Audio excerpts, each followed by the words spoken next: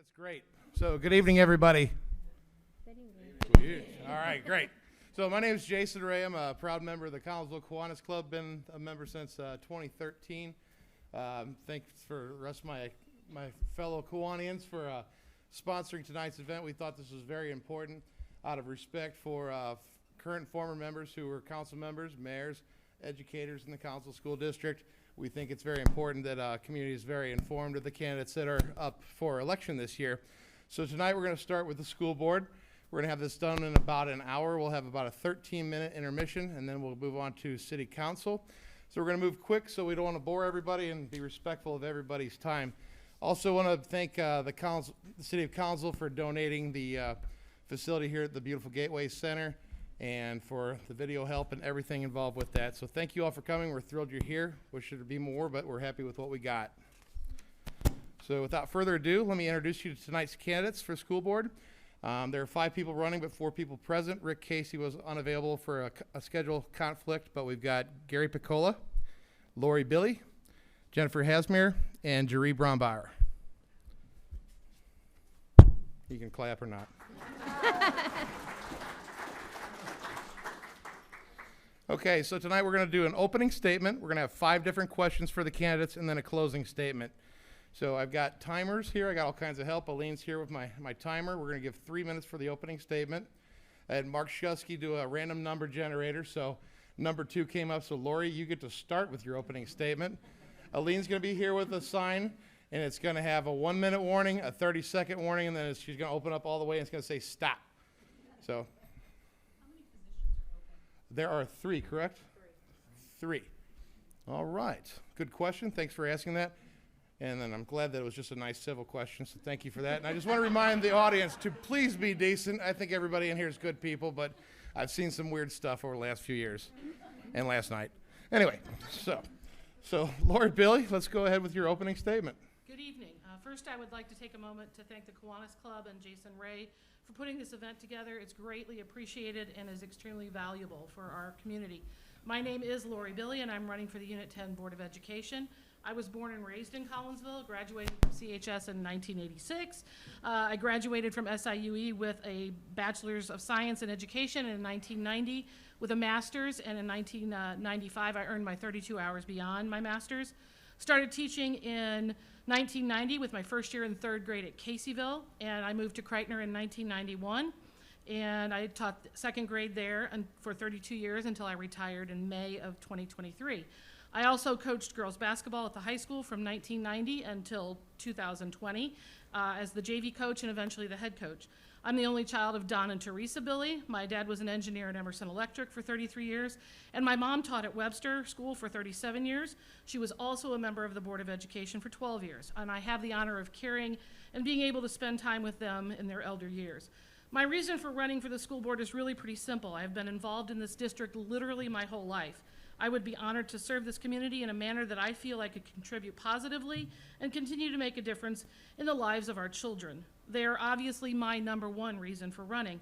I feel that I have a strong advantage when it comes to knowing what it takes to run a classroom, what the curriculum needs are, what discipline issues are pressing at this time. I've been in the trenches, and I know what a day-to-day battle our staff experiences. I'm aware of current educational trends, and I know the value of trauma-informed practices in our schools. I know the importance of ensuring the emotional well-being of our students and our staff. Our staff needs to be supported in caring, safe, structured environment. Our students also need to feel supported and appreciated and safe and in a structured environment as well.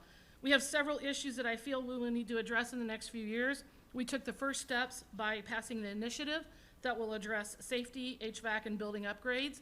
It is imperative that we make sure all of these are completed.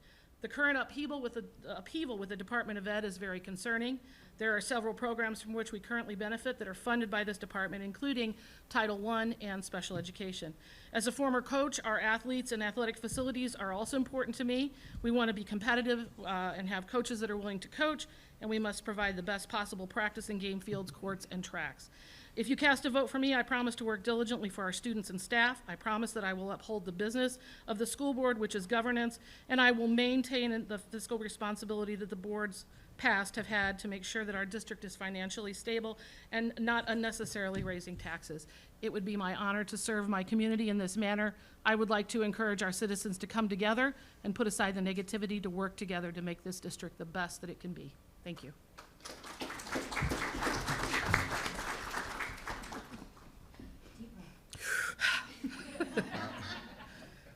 3 minutes is a lot, like a really short time. You get ready? Fire away. Jen, you're next. You're number 3. Just start. Hello.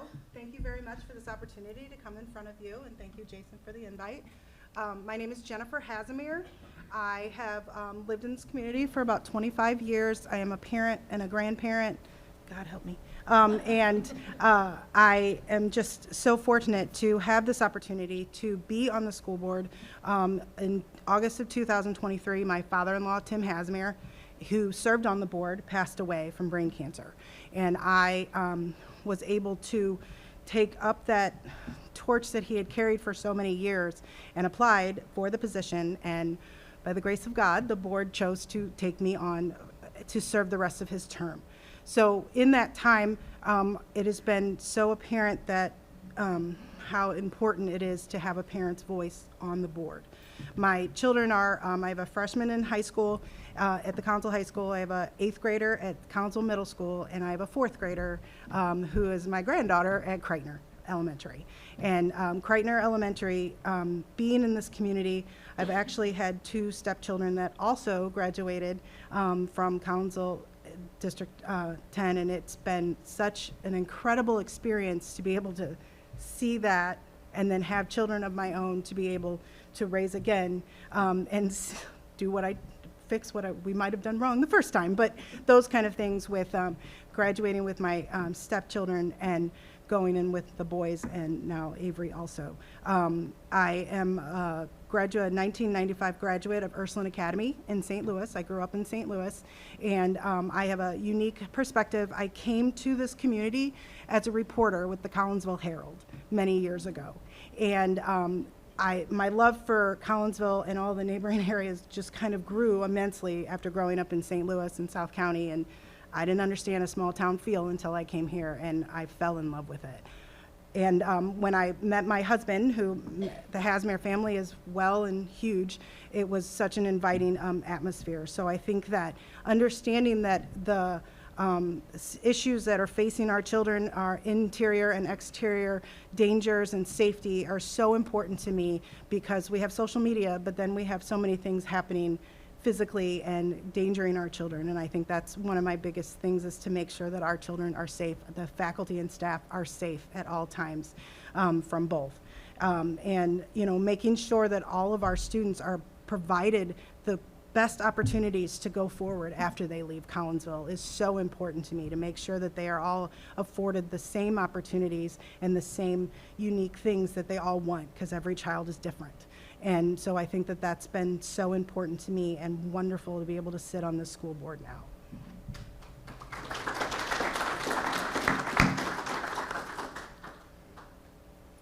Sheree? Thank you, Jason and Kiwanis, and to the city for hosting tonight. My name is Jeree Braunbauer, and I am a 1997 graduate of Collinsville High School. I have lived in our community my whole life. My husband and I have a blended family of 5 children. My 2 bonus children went to different school districts, and I have 1 child from my previous marriage who went to pro-girl school, and then we have 2 children together who attended pro-girl school and public school. So I feel like I have a lot of diverse and experience with lots of different schools, and I feel as if that brings a lot to my position whenever it comes to making sure that we have lots of opportunities for our children. In my opinion, I know this is, a lot of people say this is a bold thing for me to say, but I believe that the children, the taxpayers, and the staff are important in that order, because if you don't have children and you don't have taxpayers, you can't have staff And it does not mean that I don't care about the staff. It just means that without the children and without the taxpayers, we couldn't have the jobs for our staff. You guys can ask me any kind of question that you need about that, and I will be happy to answer. And then last, I would say that the last 4 years that I've served on the school board have been hard, but they have been the most rewarding that I have done serving. And I've served a lot in our community in a lot of different areas. The people that are on our school board are very educated, smart, experienced people. We don't have drama, we don't have chaos like the other boards do in our community. And we are very fortunate to have each and every one of them.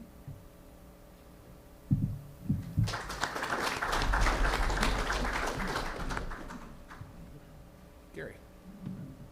Good evening. My name is Gary Picola. I'd like to start by thanking the Kiwanis and Jason for sponsoring the forum, and also the Gateway Center, the city providing that for us. I'd like to start by telling you a little bit about myself. I am 68 years old. I'm a lifelong Collinsville resident. My wife Debbie and I graduated from Collinsville High School in 1974. I then went on to graduate from SIU at Edwardsville in 1978. I went into the Air Force. I spent 4 years on active duty. I was a cartographic geodetic officer, and I attained the rank of captain. After I got out of the service, I came back to Collinsville and started my own construction business. I was in residential construction and development for over 30 years before I retired. I've been on the board 20 years. For the past 16 years, I've been board president. I'm a member of the Illinois Association of School Boards, and through their professional development that they offer, I've attained the Master School Board member status. You know, the highest priority that I have is just to provide each of our students with the best possible education in a safe environment. And, you know, we've been doing that, and we've been working on improving student academic growth while also addressing their social and emotional needs, which is a very big issue at this point. You know, but while all of that happens, we also have to maintain the safety and security of our students and staff at all the buildings, and I think we've done a very good job of that, constantly updating security and improving it. You know, I really want to run for the board again because there's a lot going on in the district right now that I want to see through. We've started a lot of positive things in the district. The vocational program is expanding. We've received a $25 million grant, and you may have seen the development going on next to the football field. That's where we're going to be building a new building for the vocational program and expanding. I think we're going to be able to increase the number of students we serve by about 200 to 250 students. And so I really want to see that through. Some of the other things, I really like to increase the community awareness of all the positive things that are going on in our community. We have so many positive things, but we also have challenges, and I think the community needs to know about those challenges also, and I'm more than happy to talk about both of those. But we have a phenomenal district, phenomenal staff, fantastic board, fantastic superintendent, and I just want to continue being part of that and help our district. And I think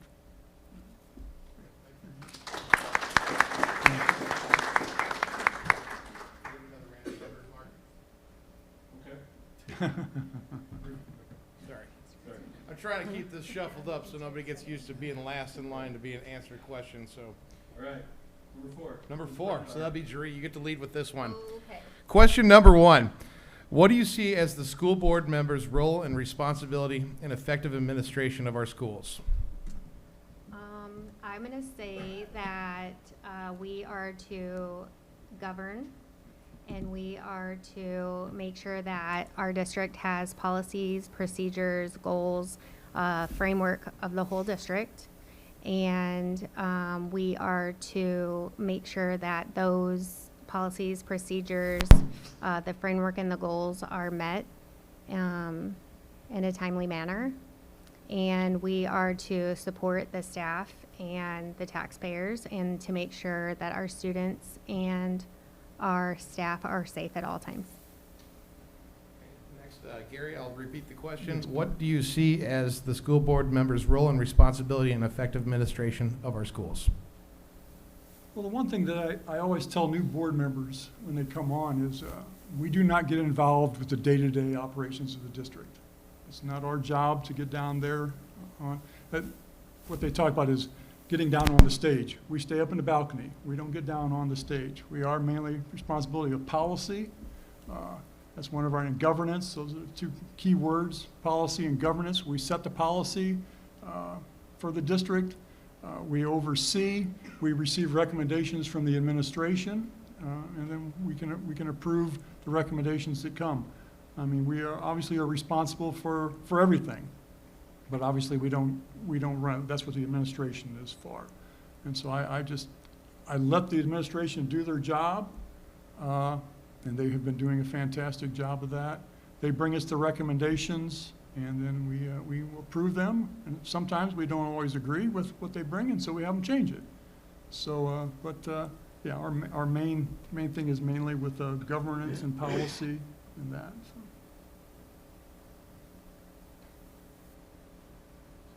Can I say ditto? No, that was my line. It is governance. The school board is not a place to bring your personal grievances, grind axes. That's not what they're there for. I explained to you earlier that my mom was on the board for 12 years, and during that time I was still a teacher in the district, and we never had conversations about what went on at a board meeting unless it was something that was obviously going to be released to the public. That is their job, is to govern and to establish policy and to maintain the policy. And I believe wholeheartedly that that is what they have to maintain. They have to trust the administration. The administration that they've hired obviously has a job to do, and you have to trust them to be able to fulfill that position.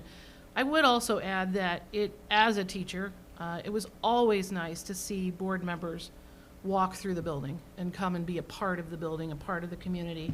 And I know that our board members do that. They try to spend as much time as they can in the buildings, at sporting events, at band events. And so I think that's an important part of it as well, is that you're not just a face, you're a part of the community, so. Okay. I feel a school board member's role is to really serve as a great representative for our communities that our school district serves. I feel like we have to keep a lot of that with policy and governance always in the foreshadow of what we do, but we also have to consider what is best for our communities, what is best for our students, what is best for our staff. And I think that that's always one of those things that, you know, we come in, we are voted by our communities to come in and serve and do what is best for our school district. And I think that that's always so important to make sure that we understand that we get out in that community and we show them that we are Collinsville School Board, we are the Collinsville School District. We want to make sure that that representation is very clear, and by being a part of school activities, being a part of Halloween walks at Creighton, or, you know, coming to the Education Association dinners, those kind of things, making sure that we are seen so that people feel that they are comfortable to talk to us. We don't get in the weeds, but we definitely all have people that come to us and say, did you hear this? Do you know this? And we have to focus those back onto the school district. You need to speak with us, you know, but it's for them to feel comfortable enough to come to us and ask those questions, and me feeling comfortable to say, our school district is great. Contact our superintendent, contact your high school principal, contact your principal. Do the proper channels. I'm not the one that's going to solve that problem essentially for them, but I am going to be able to send them to the right direction. And I feel it's important for a school board member to have that comfort in the community, that people feel that they can come to you and understand that you'll listen.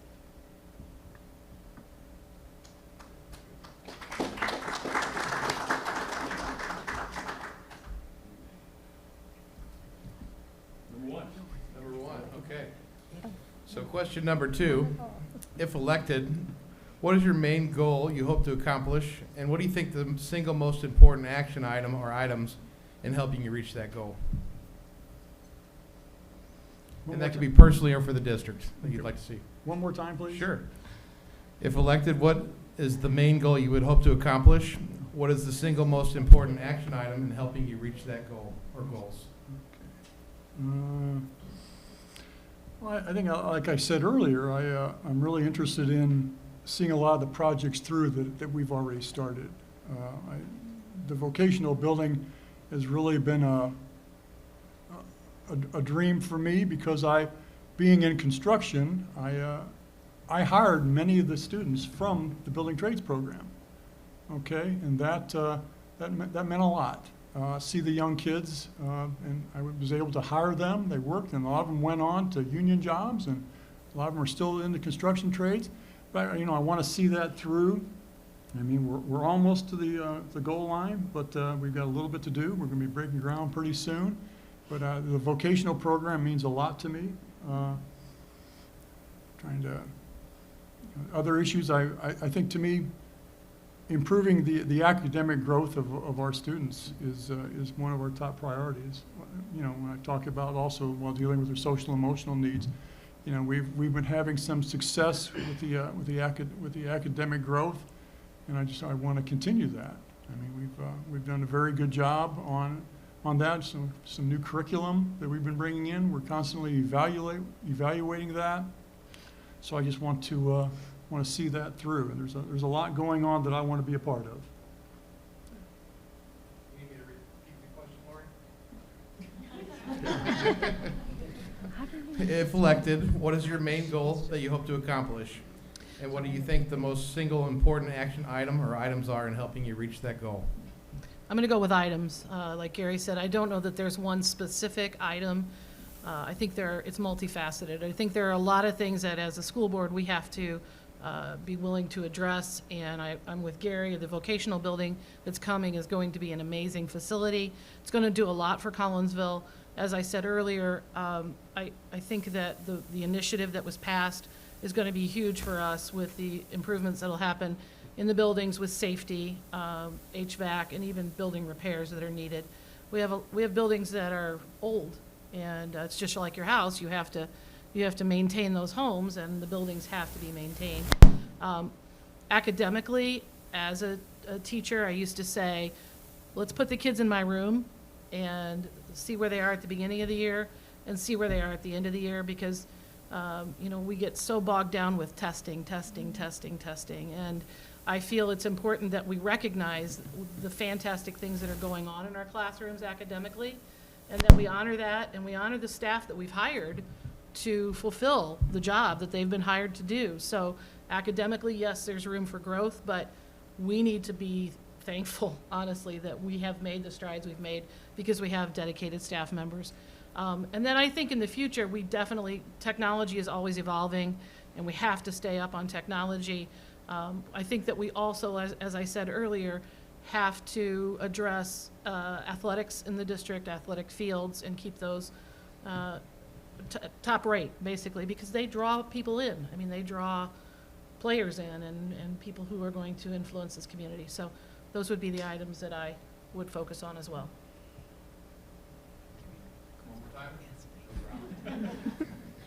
This might not be a fair question. So if elected, what is your main goal that you hope to accomplish? And what do you think the single or most important or items are to help you get to that goal? I think the one thing that is very apparent is, we sit on a board of 7 members. And the great thing about the current Collinsville School Board is that we're all like-minded, we all have the same purpose, and we all have the same goals.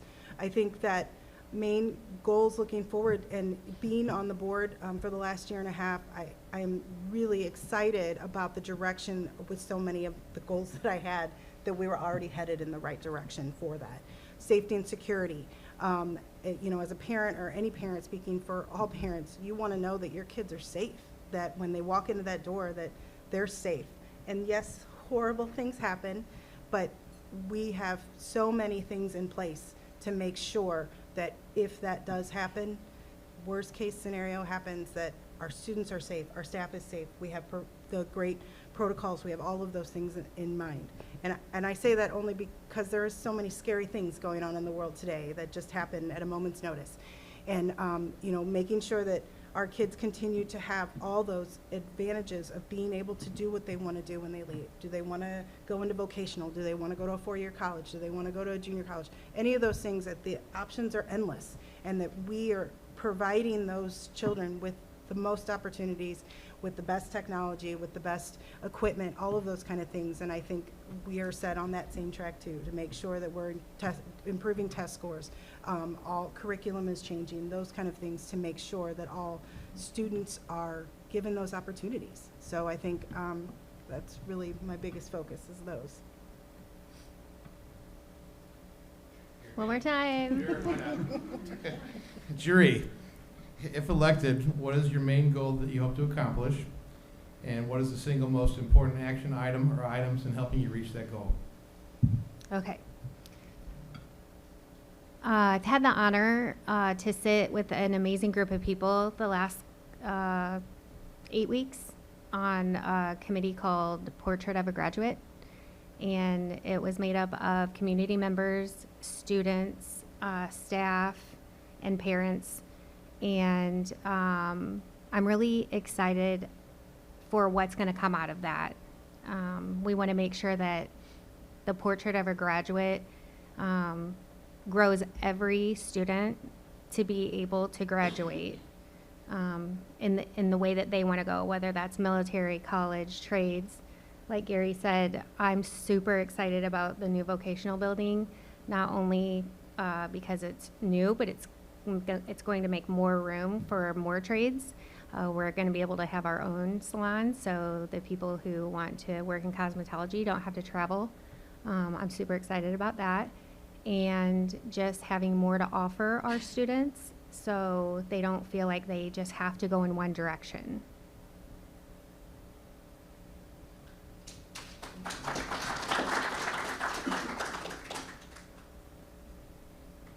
right, this one's to Gary first. All right. You're number one. So, so Gary, what do you think the greatest strengths of our school district are? Tell me about the things you think we're doing really well. Well, I've always thought that our greatest strength is our staff. I mean, I get into the schools. I try to get into the schools at least once a year. I sit in on classes. I talk with the teachers, the principals, and I firmly believe that our staff is our strongest, is our greatest strength. There's no question, you know, about their dedication and their commitment. I always like to tell people, but there was a story during the pandemic which was a challenging time for our teachers, but they went above and beyond. One teacher actually, this is when we were doing remote, actually went to a child's house, sat out on the porch, and was reading to a student through the door, okay? This is the commitment that we have throughout our district. It's not only but the teachers, the educational assistants, the administrators, our custodians, our relief aides. I mean, that definitely, you know, is our greatest strength. I firmly believe that. And, you know, obviously we wouldn't have as great of a district without the staff. So, I mean, it's phenomenal. I can't speak highly enough of our staff. I think I remember. Can you say it again? No, I'm good, I think. I'm going to sound very biased, but I agree with Gary. I think the staff that we have is amazing. You know, it's very difficult for the community to evaluate what happens day in and day out. You're not there. You know, you're not there seeing it.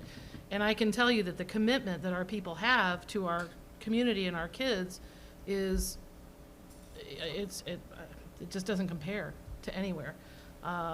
Gary and I have talked about this. I get really tired of being compared with Edwardsville and Triad and Fallon, and we're talking about totally different communities. Another area that I feel we are blessed in is diversity. I love the diversity of this community. My babies at Kreitner will always have my heart. We're 85% Hispanic. And if you have not had an opportunity in the spring to go and see the Cinco de Mayo performances that the kids put on, please do. It's amazing. It is absolutely amazing to be a part of that. I'm more like my mother as I get older. I cry a lot, and I cry every year when I watch those kids dance and I listen to them sing. It's something that we as a community should celebrate. And so diversity in this community is huge for me, and I am proud to have been an educator in this district and proud to have worked with the children that I worked with. One thing I've always found that's amazing about Collinsville Unit 10 is that we are all one. We're here together. We're working for one another. If someone falters, they're there to help. If someone loses a house in a fire, there is a support system automatically going. You know, years ago, my stepson passed away, and the community support that came out of that made me fall in love with this community, with the school district, and everything, and that was 15 years ago. And I see it every single day. My kids going to Kreitner was one of the greatest things that I think my children could have ever experienced because of that just beauty of family.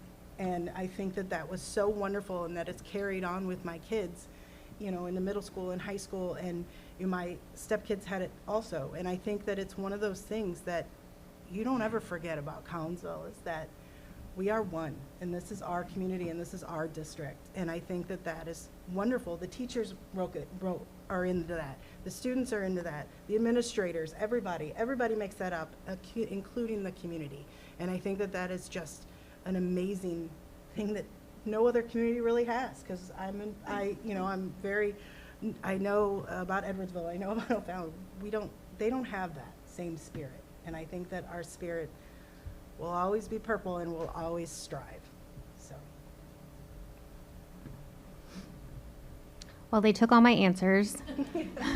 But I'm gonna agree with Lori. Our diversity is what makes us apart from all the other districts. I will also say that having such a large curriculum to offer, especially with vocational, is one of our main strengths as well, to make sure that the kids, you know, have their own path to choose once again. And then I also agree with Gary that our staff and the heart that our staff has in every one of our buildings. When we closed Jefferson, we got a lot of pushback. And I will say again, just like I did at the meeting when we had to close that school, is we don't have bad schools anywhere because all of our staff is amazing.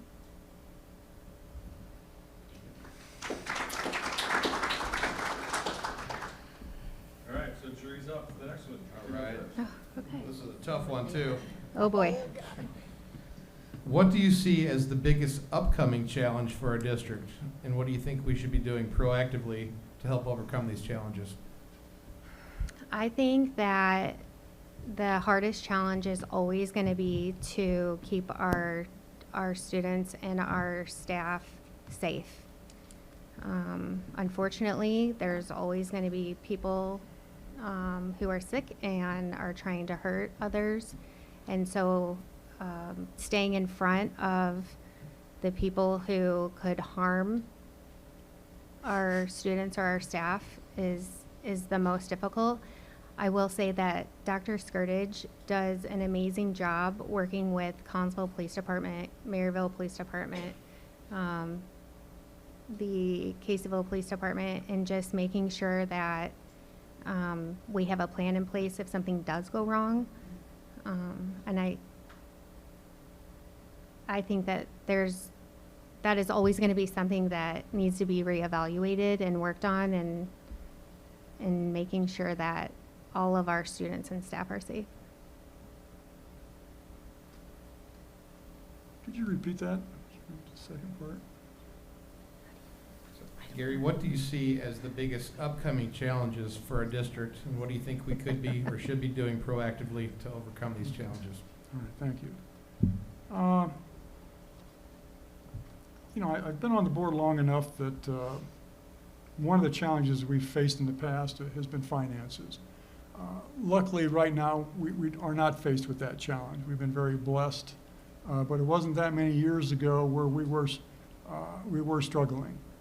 So I always think that that's something we have to be prepared for, and to make sure we have enough fund balances to get us through the bad times, because they're coming again. There's no question about that. I mean, I've been on this board for 20 years.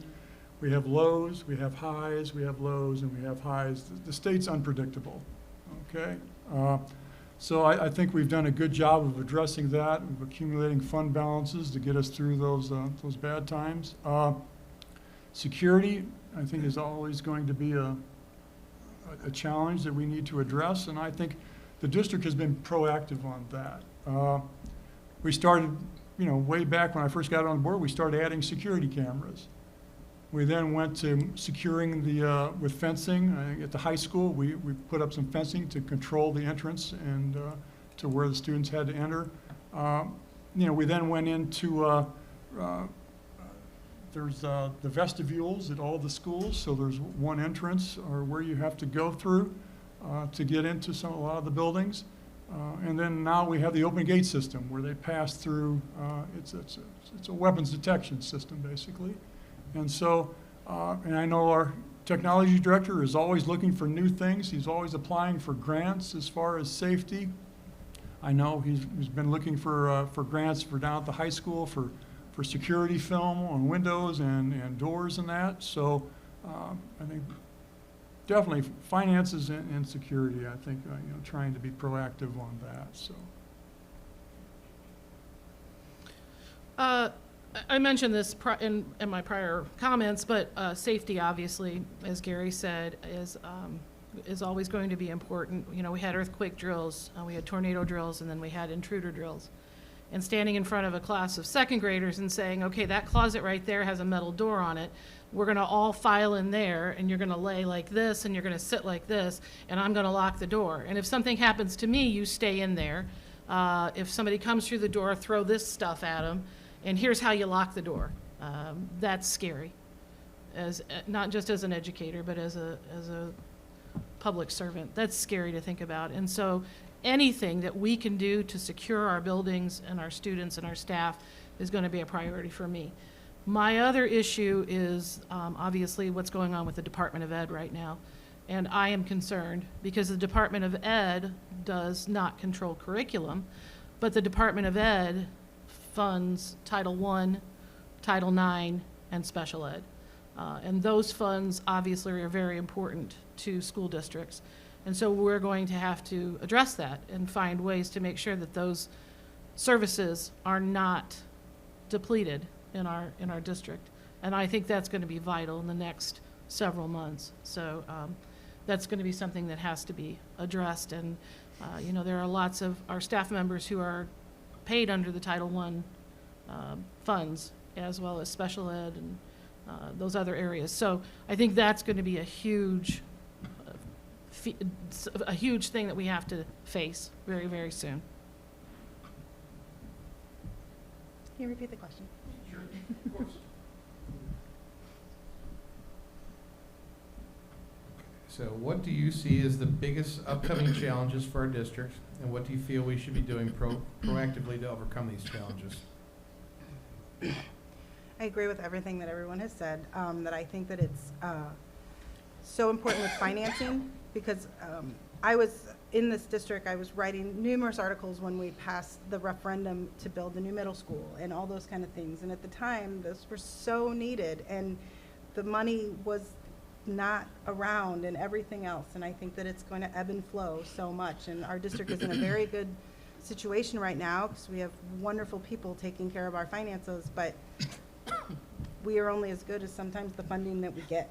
And I think if the funding starts to weed out, or somebody believes higher up in some department that education isn't as important as we want it to be, that we have to start being more creative with how we're doing this, because the school districts today are so different from what they were 10 years ago, 20 years ago, 5 years ago somewhat, because our students have so many more needs than what we had when I was in high school or any of those kind of things. And I think that financing, coupled with the fact that we are looking at more internal dangers because of the social and emotional well-being of our students. You have so many things that are outside resources and pressures and those kind of things with social media and all those kind of things, and our kids are just changing into people that we would have never thought of maybe 5 years, 10 years ago, 20 years ago.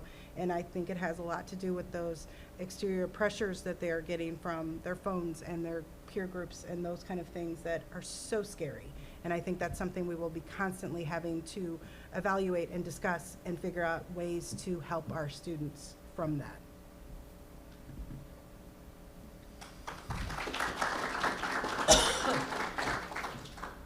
Okay, we're almost done. One more question and then closing statements. So this is probably one of your least favorite parts in this position. So sometimes the school board has issues come before it in which parents and school employees are at odds. How do you handle that situation? What do you do? Oh, Mark. And Lori, you get to go first. Thank you. You're welcome. There's a chain of command. If a parent has a complaint or there's an issue, it should start with the teacher. There should be a conversation with the teacher. If the teacher doesn't feel comfortable having that conversation alone, the principal should be there. As I said, it goes through that chain of command from the principal, that it can be addressed with an administrator. And if there's no resolution there, then obviously if it becomes something that the school board has to deal with, then they'll deal with it. But that should be handled in-house as much as possible. And hopefully the principal backs the teacher. Obviously, there are two sides to every story, and we would hope that the principal handles that in a manner that would resolve the issue for both parties. But it is not something that I feel school board should be involved in. We said earlier, you don't get involved in the day-to-day, and those issues should be, as much as possible, handled in-house. Okay. Can you read the question again? Sometimes the school board has issues come before it in which parents and school employees are at odds. How would you handle it, and what would you do? I think a perfect example of this when since I've been on the board, was the closing of Jefferson School. We were given so many reports, so many discussions of why this was the best thing for our district.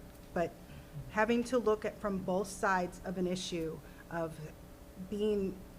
watching my kids go through a neighborhood school. I said in that meeting too, if this would have been Kreitner, I would have been standing right up there at that podium saying, no, no, no, just like so many of those parents were.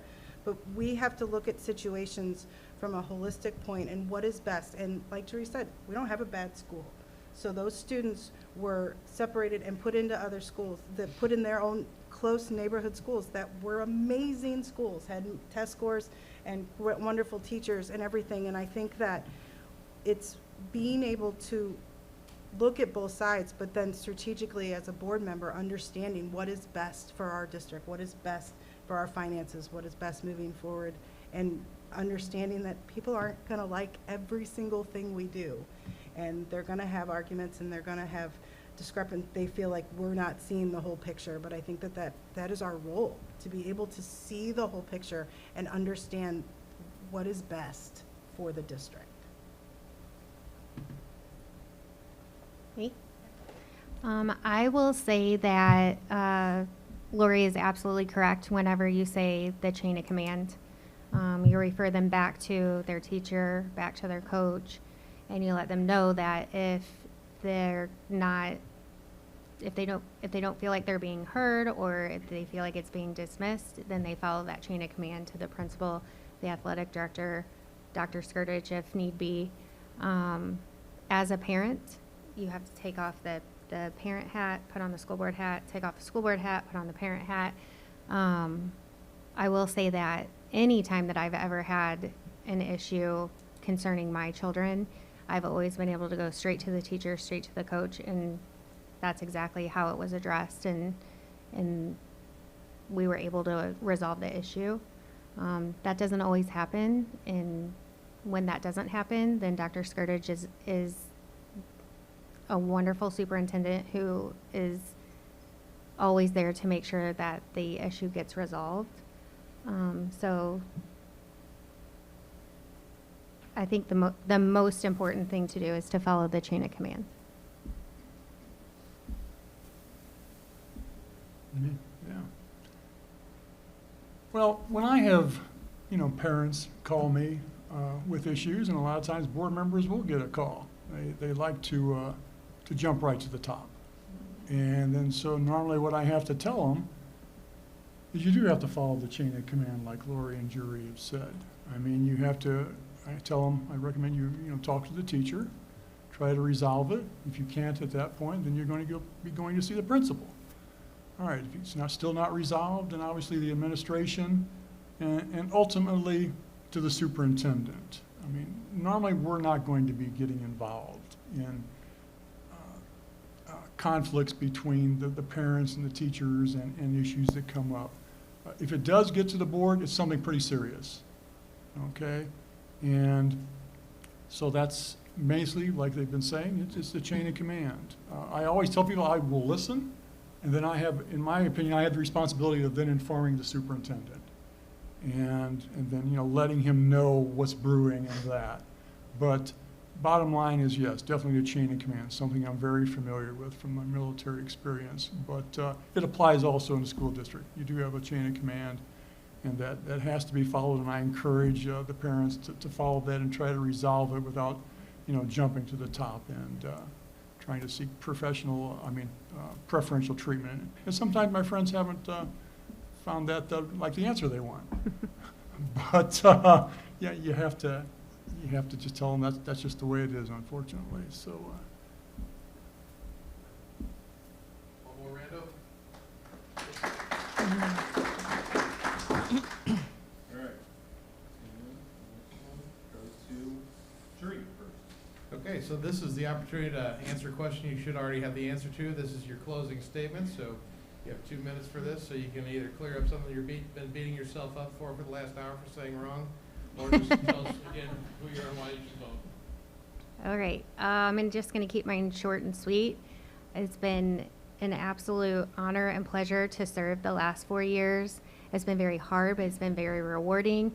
I love that you get sworn in, and then the first thing you do is hand out diplomas.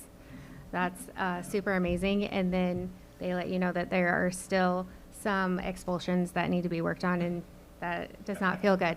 However, the good and the bad, it is worth every hour of reading emails and learning about governing and just being able to serve your community. I truly believe that if there's a place for me on the school board, God will put me there. If not, I'll find somewhere else in my community to serve.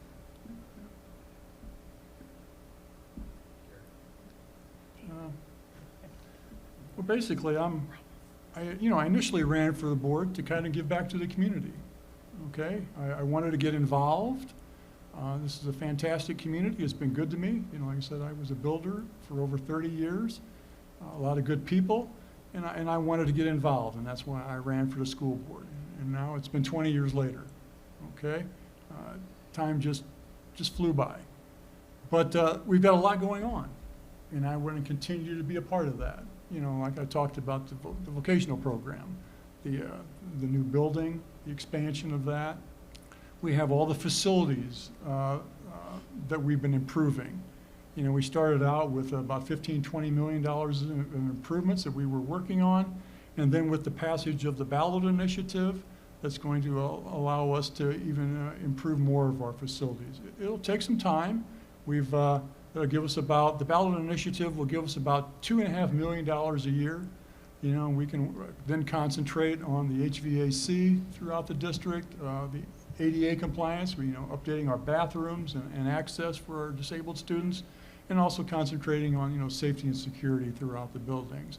But I just want to be a part of that. I want to continue what many boards that I've been involved with, a lot of the initiatives that we've started. I want to continue those and then to continue giving back to the community, where I've lived my entire life. So thank you. I would just like to once again thank Jason and the Kiwanis Club for organizing this tonight, and thank you all for coming out and listening. It's so good to see members of our community that are interested and involved. And I think that's at the heart of why I'm here tonight. I have been a part of this district my entire life, and when I retired, I kind of went through that, what do I do now feeling. And I feel like the school board is, as I said, a place where I can continue to give to my community and to my family. This is a family. It's not just a school district. And I love being a K-Hawk. I love being part of this district and this community. And as I said, having been in the trenches, I really feel like I can at least offer points and ideas that are relevant to what's going on in the classroom and what's going on in education at this point. And above and beyond that, you know, you bleed purple, and once a K-Hawk, always a K-Hawk. And that is truly how I feel. And like Gary said, there's a lot going on in the district that we're going to have to deal with, and issues that are going to be important. But my ultimate goal is that we stop the bashing and the negativity that goes on in our world these days, and we come together as a community to work together to make this the best district that it can be and the best community that it can be. And I'd like to be a part of that. Thank you.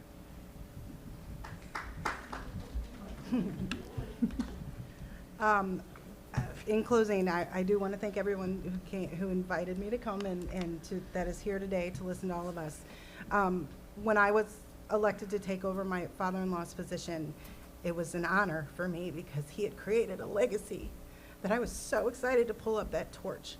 But now, being on the board for a year and a half, I feel like this is my chance to forge a path and to make decisions that I would do, not always thinking about what my father-in-law would do. And I think in the beginning, that's all I ever thought about.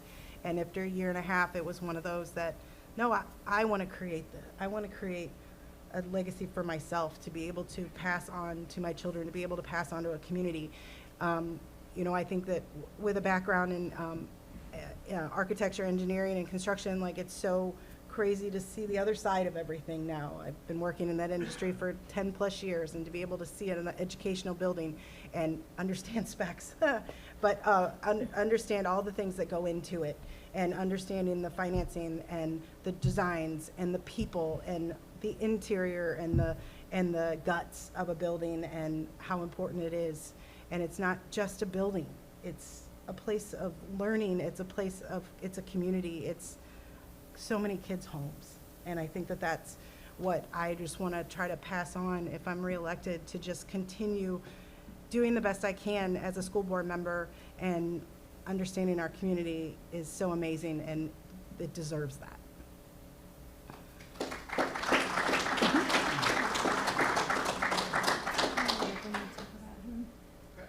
We're running a little bit ahead of schedule, so I want to thank you all for participating in today's forum. I think we got 4 very, very fine candidates sitting at this table right here, so our voters have a tough decision to make ahead of them. So thank you all for coming out tonight. We're going to take maybe a little bit longer break than I expected. It's about 7:23 right now, I believe. I'd like to have everybody back in here, get the next session going for City Council at 7:30. I'd like to offer the opportunity, though, for you to take a restroom break, talk to the candidates outside in the lobby area, and let's reconvene. So thank you all again. It's the David and Donna show. So, and what did you say the random number was? I said the random number was 2. Random number is 2, and Donna's number 2 tonight. Yeah. It's real though. So we won't have to do any random numbers, so you just go after each other. So yeah, we're gonna do a 2-minute intro. If you go a little bit over, not the end of the world. Thank so you. Got plenty of time here. So thanks to you both for participating tonight. And let's go ahead and get this party started with your opening statement. Donna, take the run. All right, thank you. First of all, I want to begin by thanking everyone for coming out here tonight. I think it's evident that you know that the local elections are so important to what happens in our community, so thank you for making this a priority. I also want to thank you, Jason and Kiwanis, for sponsoring this event, and of course, Gateway Center is always so hospitable and allowing us to use the space for things like this, and so appreciate them. I was going to just start off with where I am today, but I met so many people tonight that don't know my story and what led me to run for City Council in 2017 that I feel like I need to go there. So if you'll bear with me, I'm going to give you a little story about why I have sat on the council for the last 8 years. So my husband and I moved to Collinsville in the mid-90s. We're from a little town up north. We chose Collinsville as our home after he got out of the military, and raised our kids here.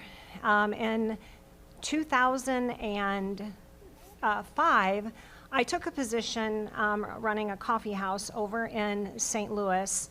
And so during that time, I always said I slept here but lived there because I was there so many hours. And during that time, my husband and I had attempted to put our house on the market, and every time we'd meet with a realtor, they'd say, well, your house is not going to sell. Well, why? Well, because you live in Collinsville. I'm like, well, what's wrong with Collinsville? Well, families don't want to move to Collinsville anymore. The school district's no good. I'm like, but my kids went to school here. Why is our school district not any good? And it was just always an excuse. Whenever we would try to get our house on the market, they would just tell us, and they were right, it wouldn't sell. And so in 2014, the end of 2014, I left that position and started to work for my husband and son's company doing business development, which then put me in the chamber. But I also had a house that was catty corner from me that was in foreclosure for over 5 years, and it was caving in. It had animals running in and out of it. It was just a total eyesore. And so I thought, well, I got time now. I can deal with that. So I went to a city council meeting. Never had been to a city council meeting ever before. Went to a city council meeting, took pictures of my neighborhood and this house, and I presented the pictures and I had my 4 minutes that you get at a city council meeting to share your thoughts. And so I shared them, my concerns with my street, and gave them the pictures, and I went home and never heard from anybody. So a month later, I went back with pictures with the same house, and I said, you know, I was here a month ago. I need some help on my street. I don't know if you took me serious, but I meant it. I need help. And I had people at my door the next day to look at the property across the street, and within 2 months, that property was demolished. The city, I don't think, it wasn't intentional that I didn't hear from them. It was just one of those things. But what happened when I attended that city council meeting is that also during public input, there would be like this lineup of people that would get up there and like yell at our councilman. And I'm like, what is this about? And so, again, the other part of my life, I'm involved with the chamber, so I'm starting to ask questions about what's going on in this community. I've gotten to know a couple of city officials because of the situation on my street. One day, I continued to go to city council meetings, and I continued to watch these people get up there and yell at our council. I also noticed that our council wasn't unified as far as the things that were happening, definitely divided. And so I met with the city manager one day and asked if there was anything that I could do to help in this community. So he gifted me a program that used to happen in Collinsville called First Day. He's like, can you take this event and reinvent it? And so that event thrust me into working with the school district, working with the chamber, and working with the city. I'm not going to go into all those details. We can talk about that. But anyway, this is where my involvement with all three. Back then, the school district, the city, and the chamber did not talk to each other hardly at all about anything. Oh, my time's up. You got plenty more. Like, next question, so. Huh? We got more time to talk, so Can I go? say something. Go ahead, like 30 seconds. Oh, 30 seconds? Oh, gosh. Anyway, so what happened with the city council meetings is I got so fed up that I would wait until I figured out how. I waited till the very last person got up to yell at our city council, and then I would get up and say something positive about our community and thank them. That's what led me to run in 2017. Okay. Want me to stop? I'll do this for my closing. Hey, I got a lot more to say. All right. Well, first, obviously, like everyone said, thank you guys for being here, because without you showing up, there'd be no point in us being here. Thank you to the Kiwanis Club for hosting it, and to the Convention Center for doing it. It's great to get to be able to be in front of you guys and just talk about why we're running and what our hopes are. So I was born and raised in Collinsville, graduated from Collinsville High School in 2001. I remember Mr. Shusky, you were a student teacher there. You probably don't remember me, but I think my wife had you as a teacher. Mrs. Billy taught my brother when he was in second grade. I was a few years ahead of him. So sorry to age. Anyway, I apologize. all the students liked you, didn't know. But I grew up here in Collinsville. When I graduated high school, I had no idea what I wanted to do. My dad was in the union plastering, and my dad ran a tight ship. He's like, you got to figure out life. And so I was not a good enough student to go to college right away. And so I went into the union plastering. And I did that for 10 years until I felt like I was called into ministry. And my wife and I, who met my senior year of high school, we had just had twin boys. And I remember telling her, I think I'm going to go into ministry. And she's like, you're crazy. I was like, I know. But I did. And I went into ministry. And I went back to school then at 26 years old. And it took me about 4.5 years to work on an undergrad and a master's degree. Knocked it out quick because I was already 26. Like, it's time to go. You can't mess around. We moved to Benton in 2011. I was a youth pastor there. When I was in Collinsville before that, I just took things for granted. I figured CBSL happened, Italian Fest just took place, things just happened. I never gave any thought to why. And when I moved back in 2015 to start a church, I realized, like, hold on, if I'm going to be here, because Benton's a small town, smaller than Collinsville, it's about 7,500 people, I'm going to have to be involved. Our boys went to Webster. We have twin boys, and we have a daughter as well. So twins are 15 at Collinsville High School. They're freshmen. Our daughter's 21. We adopted her through the foster care system, and she lives in Troy now, working at the YMCA. And so when they were at Webster, I was like the only dad who volunteered to be on the PTA. I was the only one. I was there, and then that made the next year I was the treasurer, then I was the president, and they capped you at 2 years of being president PTA for some reason. I did it for 2 years, and I was the vice president. And then I was on the the CBSL board before the Park and Rec absorbed it. I was the vice president of that. I helped give away 2 million pounds of food across the street at the Aqua Park during COVID. I've volunteered on the Park and Rec's advisory board for the city since it was this inception when the parks took over CBSL and became a parks district for Collinsville. I stepped onto that. I've been the chairman for the Italian Fest for 3 years, co-chair, actually the first year of that with Jeree, who was up here earlier. And then the past 2 years, I was the chair of it. My heart behind running is that I believe that Collinsville can be one of the best cities, if not the best city, in the whole Metro East. We're positioned for it, like geographically, and we have such a great community that I think that the current city council's done a phenomenal job, but I think there's a ton more work to do and a lot of development and just improvements that we can continue to make and work towards to make this the city for the Metro East. Awesome. All right, let's get into the questions. So back to Donna. Seriously? Like, we should toggle. Toggle. So I think it's David. It is? Yeah. Like that? Sure. Okay, you make the rules. He I already can had handle started it. that already, so. No. So, We were gonna go. David, what have you done in preparation to become an effective city council member? So one of the things, I was thinking about this the other day, and I actually made a Facebook Live video about it, because when you run for a local government position, it's not like you have a ton of experience in politics or government.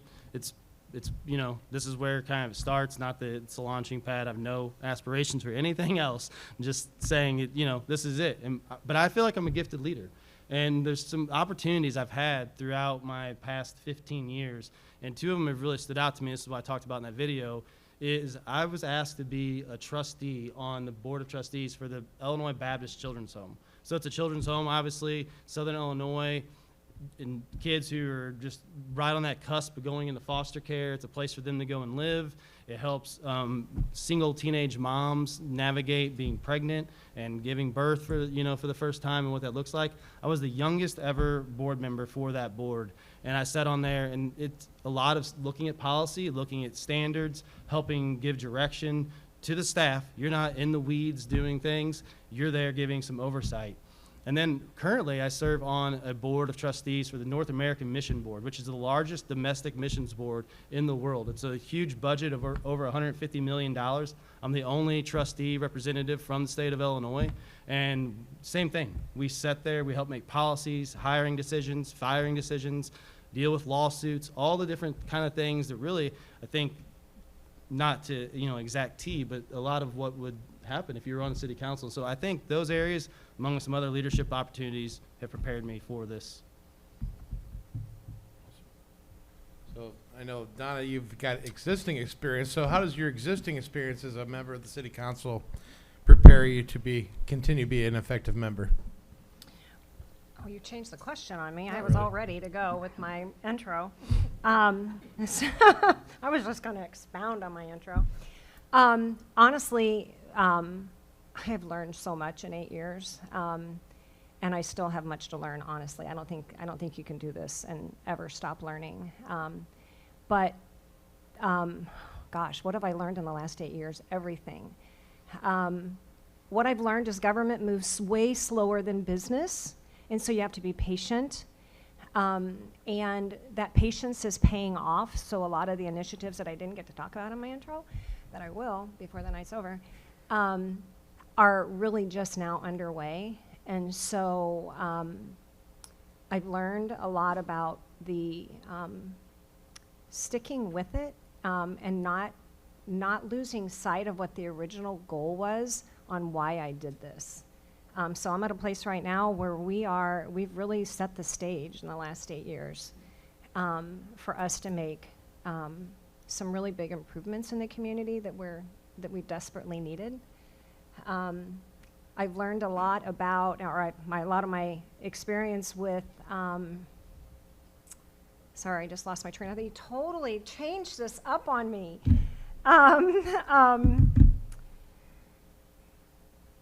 Honestly, some of the things that I've learned too is how you work in the government that's so different than what we do in our everyday lives, because there is that chain of command, and that the council is high level, and so our boots aren't on the ground all the time with them. So I've had to learn how to manage that, and I mean, we really have a great relationship with all of them to make those things happen with the staff.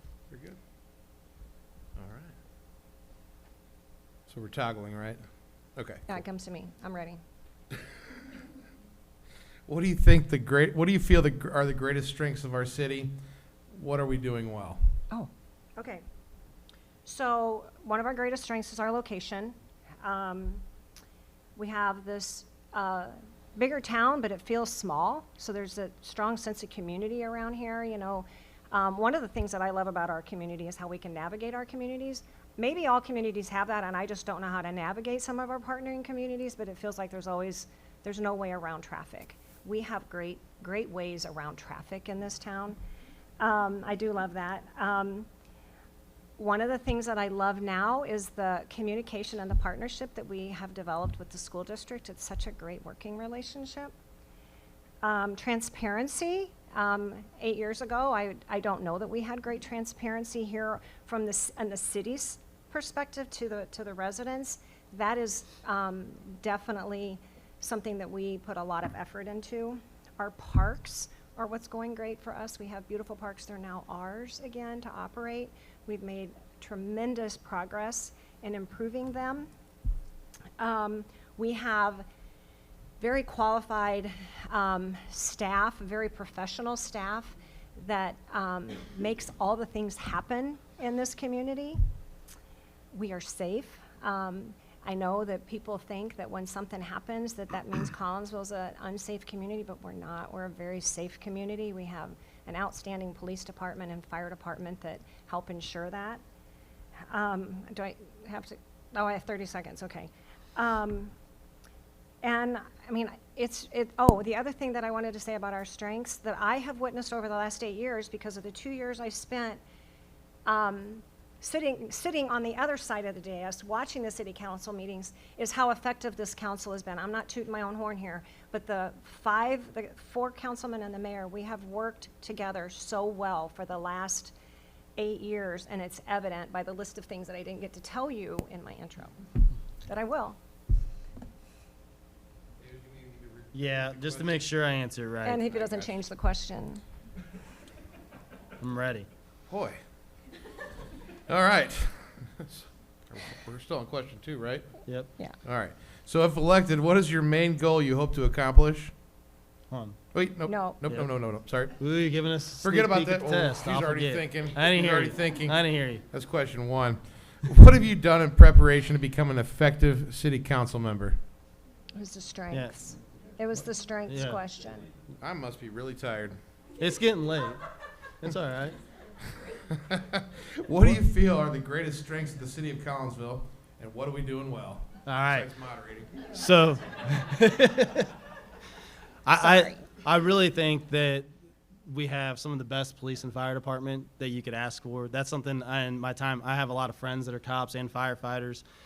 We have an excellent recruitment and retention for both of those. And I think without those, you don't have a good city. I mean, like if we're not safe, if you don't feel like people are going to be able to respond and get to your house if there was an emergency, like you're not going to want to live here. That would just wouldn't make sense. Our parks department, since they've taken it over, I've got to be like firsthand with that, being on the Park and Recs advisory board. The parks are great. There's new playgrounds all over the place. They're putting in a new playground at Glidden Park that's going to be there for handicap accessible. That's going to be phenomenal. And so those are the things that attract people to want to live in a city. And so I think the biggest strength is we're not complacent. If you ever become complacent, you just stop growing and you stop making any progress. And our current city council and our city employees, they're not complacent. They're always striving to see how we can improve, how we can become better in every aspect of the city. And so I think that's it. We're not complacent, and we should never become complacent.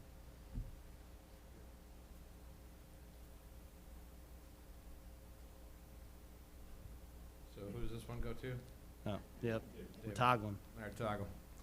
So if you could change any perception or misperception of Collinsville, what would you change? Yeah. That it's not a good place to live. I had a very, very close friend of mine who now lives in Atlanta, Georgia. He was living over in South City about 8 years ago, and he wanted to move over to the Illinois side. And I was very much advocating for him to move to Collinsville, and he ended up moving to O'Fallon. And he moved there because he thought that the schools were better. He thought that it'd be a better place. And I don't see it. I don't see it. I mean, you could say, oh, there's more stores. Well, we're progressing in that. There's no reason to think that this isn't a great place to live. I want people to be able to like understand there's a difference in living here. Like we heard it from the school board candidates. There's a community here that I don't think you're going to get in other cities. And I want people to understand that and hear it. I think serving on the Italian Fest committee, I see that. I see the community work and that. And I think if people would like really open up their eyes to see how well we work together and just the love that we have for one another, and that's kind of weird like to think about, but I really do feel like there's a love for the community and a love for one another. And that's what I'd want to change, the perception that people see of just like thinking, well, this is not the great place to live. It is. I mean, we're centrally located too. I mean, it sounded silly, like, you know, maybe people chuckle like, oh, well, traffic, but you can hit every single interstate out of Collinsville. I know that sounds like simple, but my gosh, if you know, most of us are, you know, commuting to work. My wife has to head over to her city. It sounds kind of goofy, but like she has options. She can jump on 270 as fast as she can jump on 70, and that makes a difference. And that's a huge aspect of our city that people probably just overlook. Like, oh, big deal, it's Collinsville. Yeah, but you can get anywhere you need to go in the Metro East, like within 20 minutes, and you have all the interstate access. So I don't know if that answers the question perfectly, but I think that people just really have the wrong view of Collinsville. Can you repeat so I make sure I stay on track? Thank you. So if you could change any perception or misperception of Collinsville, what would you change? So I would say everything that David said for sure. I get really frustrated when I hear that you know, Collinsville's not a great community to live in. I get really frustrated when I hear negative things about our school district. And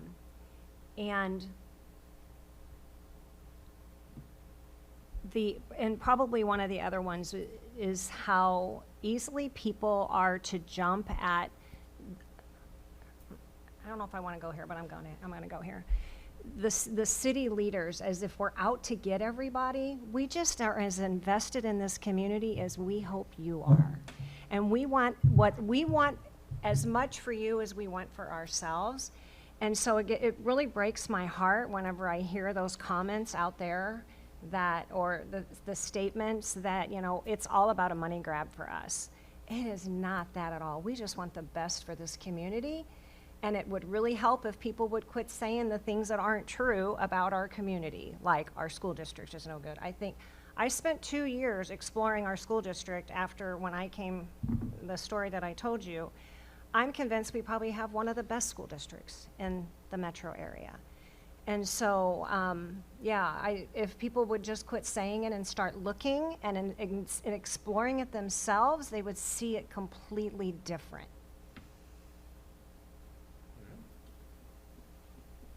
Ask questions is what they should be doing. So what do you see as the biggest upcoming challenges for our city? What do you think we should be doing proactively to overcome these challenges? Okay, that's to me. So one of the constant challenges that we have, even though we have great transparency in our government, we have a problem with communicating what's going on in our city. We don't have a paper. We really rely on social media, and we know how that goes, right? So that's one of our challenges. It's been a challenge for a long time. One of the other challenges that I see that I think not only affects the city, but it affects the school district is our lack of new residential developments and more rooftops available for families. And that is coupled with the fact that, we're a little bit landlocked, but we do have some places to go, so it's not like there's no hope for that. There is hope for that, and there is a future for that. But it feels like to me that a lot of things hinge on that. If we can solve the new residential development, it's going to affect our median income, which is lower than most communities around us, but the average house cost of a home is lower than other incomes. And then those things will snowball and affect and improve our economic development. So to me, the number one thing that we really need to address is the lack of residential housing. This is a fun one. Hold on. Here. I'm gonna answer that. You gotta go still? Yeah. This toggle thing, I don't like it. It's hard. Keep going. That's all I know. I've not been drinking in intermission either. Go ahead. Will you ask me a question though? Yeah, sure. Sorry. Sure. It's about the challenge. What do you see as the biggest upcoming challenge for our city? And what could we be doing proactively to overcome these challenges? Yeah. So I think where Donna went with it is exactly right. And we don't have enough residential housing. If someone wants to upgrade their house, it's hard. And they end up moving to Maryville. They may even love the Collinsville School District, so they move to Maryville. And then we've lost that person from living in Collinsville. Nothing wrong with Maryville, but the goal should be to keep them living here. And so we need more houses. We have to figure out a way to develop them. There could be some struggle with that, obviously, because you got to find not just the land, but you got to find a developer willing to come in and do it. There's going to be utilities going to have to be brought in, and so there's going to be a lot of estimating the cost to see if it's going to pay off. And I think it would. But with that, like you drive down Main Street in Collinsville, there's a lot of empty buildings. We need to see them filled up. We need them filled up with options. Like it cannot just, and I think Main Street's came a long ways. It really has. And there's been some great stuff happen in that area, but it's got to continue to improve because, we look at some other cities, they got, their main streets are in better shape. And I think we're moving in the right direction with that, but we really need to continue to see like commercial and development happening with like chain restaurants and chains of, stores, but also local businesses coming in owned by, just local people wanting to start business. I'm super pumped to see I still call it the old Pizza Hut, but it was 2 men in a truck it was McDonald's when I was a kid. That's right, it's McDonald's. Pizza Hut was next to it. Got to keep it all together, right? But yeah, that new produce thing going in, that's what we need more of. And if we don't have that, that's our biggest hindrance, I think. May I say something? You might as well. Just so, as David and I both are aware of the residential thing, there is already a residential new development task force established that is working on this. So it's not a problem that the current council doesn't know about. So it's going. All right, now for the fun one. Oh, gosh. Now, it's your choice on what you pick, but what do you think is the most polarizing topic among Collinsville residents? What's your position, and how do you think this could be remedied? I'm up first, right? Yeah. Sweet. Well, seeing that I was, ignorant or dumb enough to engage in the Facebook stuff for campaigning, I found out real quick what that was, and that would be the ordinances and occupancy permits for the city. People will lose their mind on either side of that, and so obviously if you are picking up, I don't have much of a filter, so I'm going to be really straight when you ask me what I think the most polarizing thing is. It's that. Some people don't like it, and I think, and here's what I'm going to say about it. I'm a big advocate for it. I went into a house or an apartment about 8 years ago with a deacon from First Baptist Maryville. He asked me to take food to a family in need. I walked in to this apartment. It was never meant to be an apartment. It was some of the worst living conditions I've ever seen in my life. And I've been in the slums of Uganda, and I'm still ranking that up there with some of the worst living conditions I've ever seen. It should have never been. And I used to be a landlord in Collinsville from 23 to about 27 before I went into ministry. I owned apartments in Collinsville, and I owned some in Belleville. Belleville, I had strict rules I had to follow. Collinsville, I could do whatever the heck I wanted. I wasn't a slumlord, but I could have been real easy because there was no rules. And I grew up in State Park, so I grew up in Collinsville, but not in the city limits. I know what no occupancy permits will get you. I know what no code will get you. It gets you chaos. And that's the most polarizing thing, but I won't budge on it, that you have to have standards. I have very high standards for myself, and so when I set high expectations for myself, I expect it for everyone else because I know that usually that's going to help us all achieve what we want. And we want our property values to go up. We want our houses to look nice. We want people to come into our neighborhoods and be like, man, this is a great place. Like I'd want to live here. And if we don't have occupancy permits, if we don't have codes, then it's just going to be a madhouse. And so I think that's the most polarizing thing that we have in Collinsville right now. My turn? Yeah, I'm giving you guys a bonus minute on this one, so you got 3 minutes on this one, Donna. Okay. So I would definitely agree with David. If there is anything that we can, if there's a hot button in this town, it's talk about occupancy. So I was reelected in 2017. We passed the occupancy inspection in 2018. And let me tell you what, it was heated. Matter of fact, in our 2017 election, the special interest groups came after David Jerome and I in that election to try to scare the residents off from us because they knew that we were going to come up with some form of accountability for the quality and life safety of our homes. And so they tried to stop it before we were even elected. And then when 2018, when we started the occupancy program, it was nasty and it was ugly. And they came at us personally. They attacked my family's businesses. I mean, it was a lot for a lot of us on the council.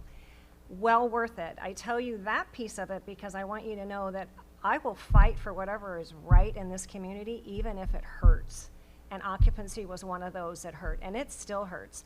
I don't love it. I don't love the fact that we have to do it, but we have to do it. Our housing stock, for too many years, as David said, anything could go. And it shows in a lot of our homes. And so it is definitely something that sparks a lot of tension and frustration directed at the council. They don't understand. They take it all personal. Here's a great story. So I have someone in the special interest group who has a family member that lives in town. I walk past this family member's house all the time, and his house is pristine. It's perfect. He's always working on it. This family member of his who's in the special interest group, I won't name the group, had said to me, I tell my brother all the time that he is putting way too much money into his house. He'll never get anything out of that house. Now tell me, Collinsville residents, who would you rather live by? Someone who has the mindset of, yep, I'm putting more into my home, but my home lives beautiful, or live next to the person who says, oh, I'm gonna put minimum into my home because and so we want to elevate to this, right? And so that's what that's why we fought for that program and did it. And so, yeah, it is the most tense, brings out the crazies. Right. So, as we all know, it's also impossible to make everyone happy. So, how do you plan to handle disagreements with city employees, fellow council members, and our citizens? Well, I mean, I think, oh, you're up Ooh, first. wow. My I bad. might go. Sorry. Okay. All right. So Yeah, excited the three topics were city employees, council, and residents. The people. City employees. We set policy. We don't have anything really to do with any of that. And so those things go right to the city manager. We may hear about them. They may come up in some form of communication to us. But as you heard from the school district, there is a hierarchy. And so when it comes to a problem with the employee, it goes to the department head. If it's the department head, then it goes to the city manager, the HR. When it comes to problems on the council, my personal feeling, I would much rather have a direct conversation with you face to face than talk about you behind your back, and I would expect the same. And so anytime I've had a problem with I can't really say I've ever had a problem with any of my councilmen, but if I've ever had anything that I've needed to talk with them, I would call them directly and have a conversation with them. Oh, and then the residents. We do get calls from residents, and I am here to serve those in our community, and so I'm always glad to hear what the residents have to say, what their frustrations are. And how I handle that, though, is I will listen to them, and then I reach out to the city, the department head, and the city manager, and I will say, this is the information that I've been given, this is who I've heard from. They will fill me in on the city side of the story, and then the city usually takes it from there. I personally like to stay informed on the progress with that communication. That's just my strong desire for customer service, more or less, if you'd say. But it's also one of my strengths. The people are really my favorite piece of this. This stuff up here is kind of boring, but getting to mingle and be with the community is really what makes this okay for me and great and why I like it. So I do field a lot of calls. I never have a problem calling. Sometimes I may call them and block my caller ID on my cell phone the first time to make sure that they're okay. But I will always call you and hear you out. Well, I mean, just like Donna said and the school board candidate said, like, it's just not how it works when it comes to, like, the staff for the city. I'm running to be a city council member. I'm not running to become anyone's boss. I have no desire to oversee any departments of our city at all. That's not, if I want to do that, I would just choose a different career. So that's just not my job. If it got serious enough that we came to the council, then obviously it would have to be addressed. When it comes to other city council members, I've only heard good things from every city council member and the mayor of how the meetings go. I've not heard things of it being hostile or anything. Sounds like a great working environment. So I think I would do very well in it. I know what it's like to be on a team. I know what it means to stay in my lane too and not try to get in the way of other people doing their job. And that's something that's taken me a while to learn, if I'm being honest with you. By 41, I've got it figured out that I know when to be quiet and when I don't have to always have an opinion, which is not easy for me. But I've learned, I'm getting there. And when it comes to the residents, I just genuinely love spending time with people. I drive my wife nuts because I love hanging out with people. I love being around people. So if someone wants to spend time and tell me about all their troubles, I'll buy them a cup of coffee, sit at Verona, I'll listen to them, and I'll do the same thing Donna just said. We're going to take it back to the department head, to the city manager. If it's serious enough, it'd go to the council and the mayor, and we'd figure it out. I'm not afraid to sit and listen to people. It's part of my job as a pastor. I listen to people all the time, the good, the bad, the difficult, and so it wouldn't bother me at all to spend time with people. And, you know, may have to help them just be heard, and sometimes that's all they need, just to be heard, and then they're just happy that someone listened to them, and it works. All right, and I think I skipped question 2, so I'm going to go back to that one. So, if elected, what is your main goal you hope to accomplish, and what's the single most important action item or items that will help you get to achieving that goal? Is it me? I think, yeah. Okay. So we've talked about it already, but and they've already got the task force going for more residential growth. I really believe like we have to have that happen. And so when I get my like mind set on something, I don't know, I guess it's because I'm spoiled and I like to get my way. I just won't give up until I get it. And so I will just work tirelessly until we have more residential growth. I'll do literally anything it would take, like to be out there advocating for it, to helping make the right policies. And that has to happen because that, like we've already said, it's going to draw in more business. We need more businesses here. We need people wanting to live here. Our population's been on a decline. And so I want to see it go up. I want to see it go up. But that would be awesome. If I could serve 4 years, and then who knows, let's just stick with the first 4 years. If I could do 4 years and we see the population trending up, that would be an amazing goal and a great achievement. And I'd be pumped that I got to be part of that. Now, how to get that to happen, it's just going to be hard work and teamwork and being in the right conversations with the right people. And I think thinking outside the box at times, that's trying to figure out new and innovative ways to make the stuff happen that we need to see the population go up. So I don't know that I have a whole lot to add to that.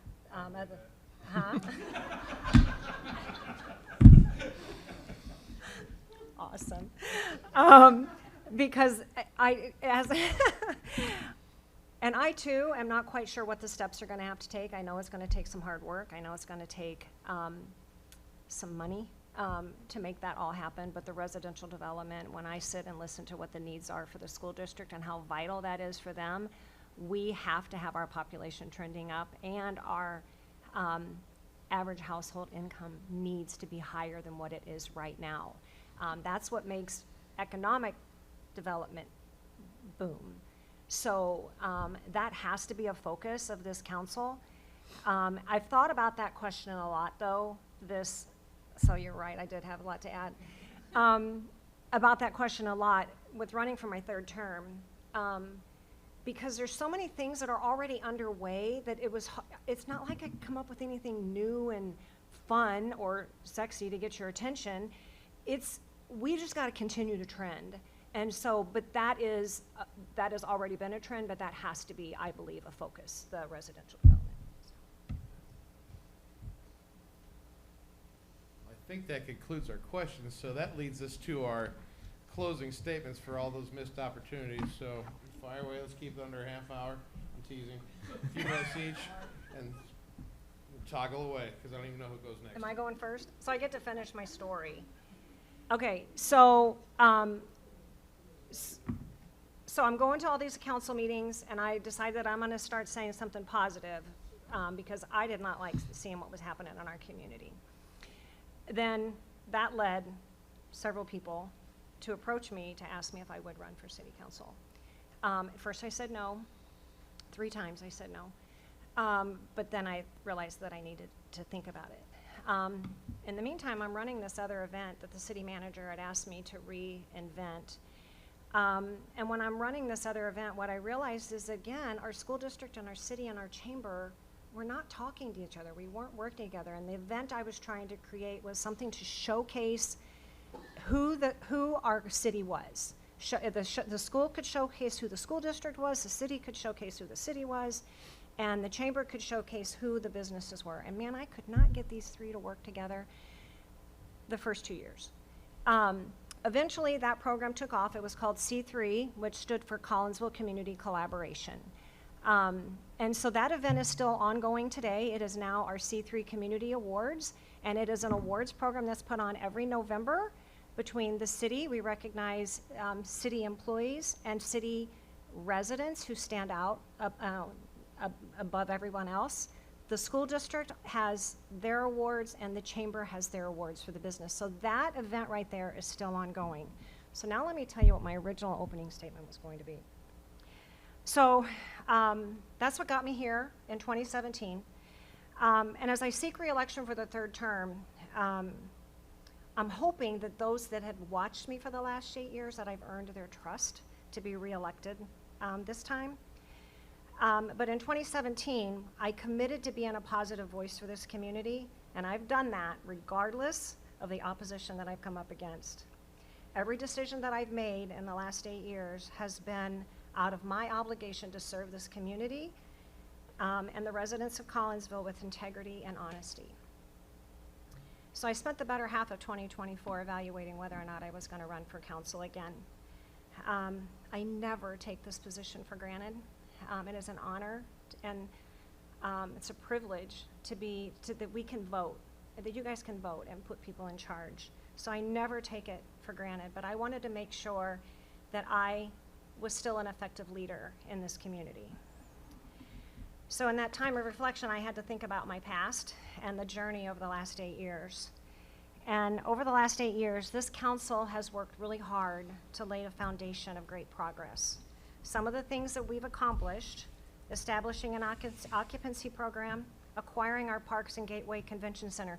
We did not see that coming, okay, so that was a big deal. Neighborhood Improvement Program, that just launched this last year. The St. Louis Road Initiative, anyone that's driven that corridor knows what that is.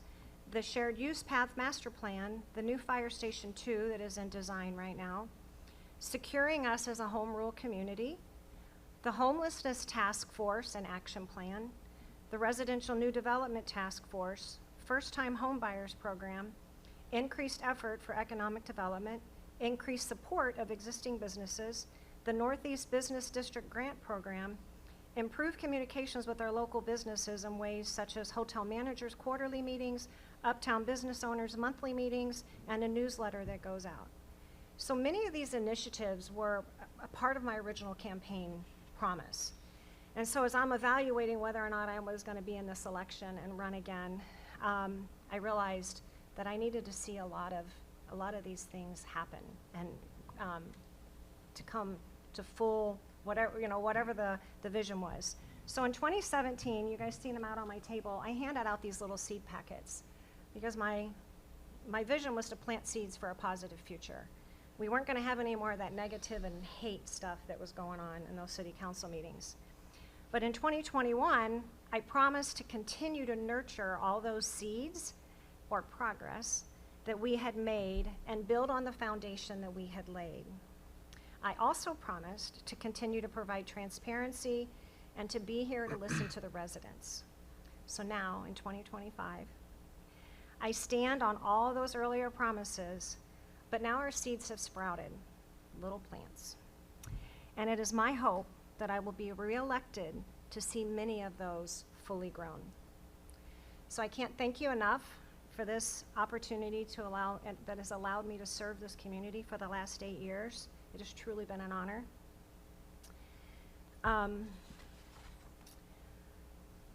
I believe that if we continue the path that we've been on in the last 8 years, our future will look really very, very bright. All these efforts will strengthen our image and our perception so that we are the desired place to live, work, and play. It is my hope to create smart, forward-thinking growth that capitalizes on our prime location and drives new residential developments to make Collinsville a top choice for families. So keep the progress going and re-elect me on April 1st.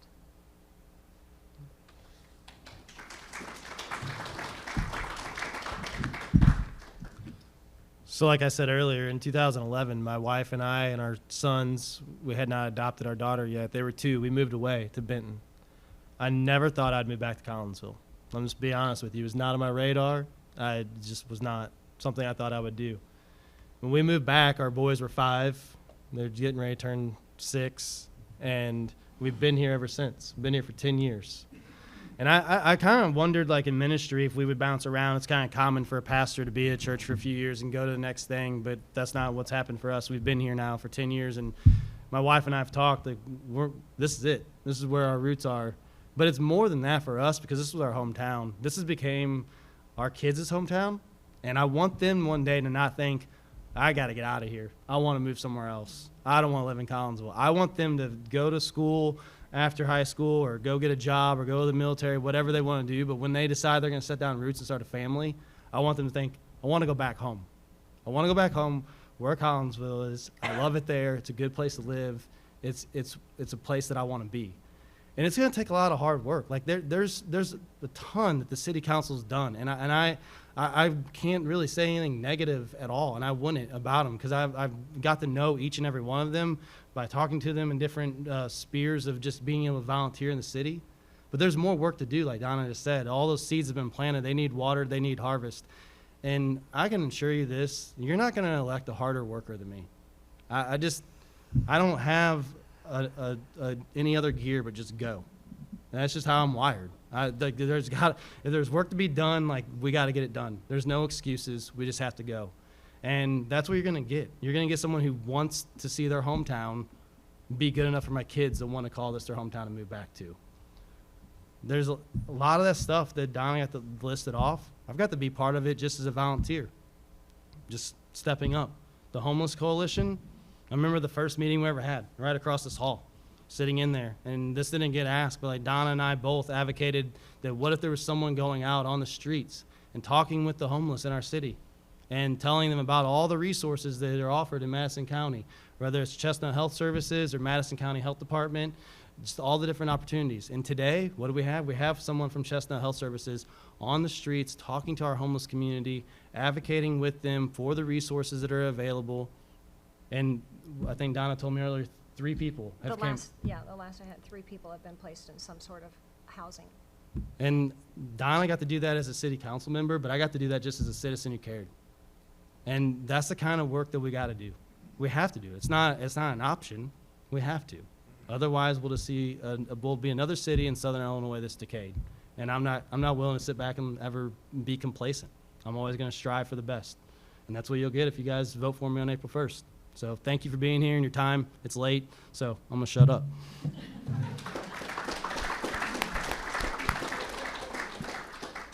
David, Donna, we thank you both for your time up here and It's been everything fun. you shared with us this evening. I thank everybody in this audience for coming here tonight. Before you rush out of here, though, we still have access to the lobby area for people to talk with David and Donna. I see 3 of the 4 people sitting for school board still sitting here ready to answer any questions that you may have. There's a lot of interesting people in this room. We've got other current school board members. We've got the mayor. We've got the former mayor. We've got a former city council member. We've got some existing city council members. This is your opportunity to meet some really great people and answer some really great questions. So community involvement is very, very important. Somebody's saying, no, don't talk to me. No, I'm kidding. So thank you all. Have a great night. Thanks for putting up with my scattered brain second half.